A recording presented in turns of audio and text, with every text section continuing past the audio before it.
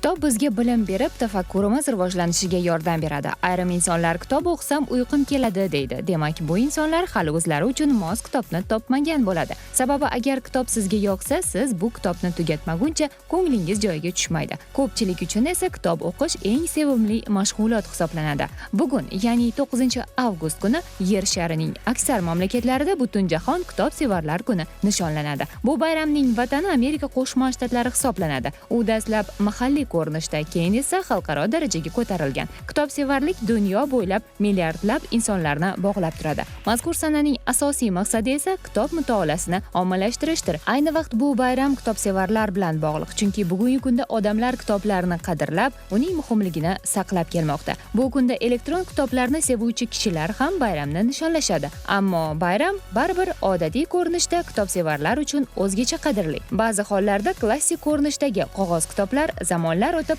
artefaktga aylanib boradi. O'qishni hobbiga aylantirgan inson uchun kunni mazmunli o'tkazish borasida muammo yo'q. Ularning sevgan kitoblari doimiy hamrohidir yoki umuman notanish yangi kitob bilan yangi olamga kirib borish mumkin. Kitob o'qigan inson kitobdagi hayot bilan yashaydi. Qahramonlar bilan birga quvonadi, ular bilan birga qayg'uli damlarni his qiladi. Kitob o'qish davomida murakkab savollarga ham javob topish mumkin. Bir so'z bilan aytganda esa kitobsevar inson qolganlardan o'zining bilimi va ijobiy hislatlari bilan ajralib turadi. Shunday ekan, kichik yoshdagi farzandlaringizda kitobga bo'lgan mehrni uyg'oting. Hozir ayni fursat, ular ta'tilda va kitob bilan do'stlashish uchun ularda yetarlicha imkoniyat va vaqt ham bor.